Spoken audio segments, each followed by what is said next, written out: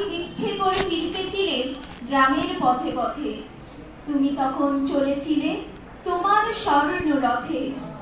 অপূর্ব এক স্বপ্ন সম লাগিতেছিল চক্ষে মম। কি বিচিত্র শোভা তোমার, কি বিচিত্র সাজ।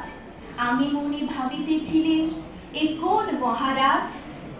আজি শুভক্ষণে রাত পোহালো, ভেবেছিলেন তবে আজ আমারে ধারে ধারে ফিরতে নাহি হবে। বাহির হতে নাহি হতে কাহার দেখা পেলেন পথে। চলিতে রথ ধন ধান্য চড়াবে দুই ধারে। মুঠা মুঠা কুড়িয়ে নেব, নেব ভারে ভারে। দেখি সহসা রথ থেমে গেল আমার কাছে এসে। আমার মুখ পানে চেয়ে থামলে তুমি হেসে।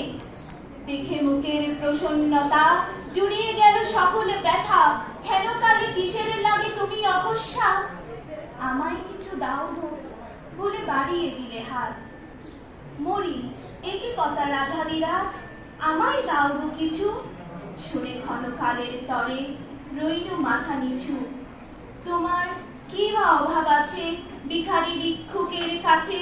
এ কেবল কৌতুকের বসে আমায় প্রবঞ্চনা। ঝুলি হতে দিলেন তুলে একটি ছোট ঘর। যবে পাত্রখানি ঘরে উজাড় করি, একই ভিক্ষা মাঝে একটি ছোট সোনার কণা দেখি। দিলেন যা রাজ ভিখারিরে স্বর্ণ হয়ে এলো ফিরে। তখন কাঁদি চোখের জলে দুটি নয়ন ভরে।